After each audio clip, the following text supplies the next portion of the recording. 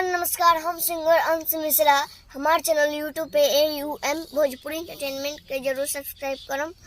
और A to Z के जितना भी दर्शक लोग बड़े उन सब के हमारे प्रणाम। और आप लोग के बीच एक गाना।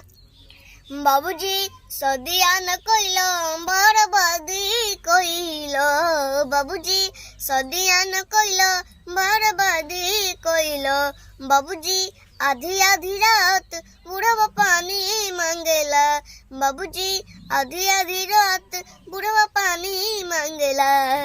कहीं रही हम हमेशा परेशान हो, लागता कि ले लिए हमरो जान हो। कहीं रही हम हमेशा परेशान हो, लागता कि ले लिए हमरो जान हो।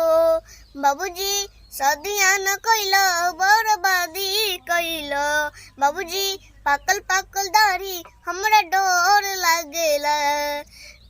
कहीं उड़ल रहे हमरो निंदिया, आफत में पड़ल बाटे हमरो जिंदगिया। कहीं उड़ल रहे हमरो निंदिया, आफत में पड़ल बाटे हमरो जिंदगिया। बाबूजी सदिया न कइलो बर्बादी कइलो, बाबूजी सदिया न कइलो बर्बादी कइलो, बाबूजी बुढ़वा भतर तू तो खोज लइलो।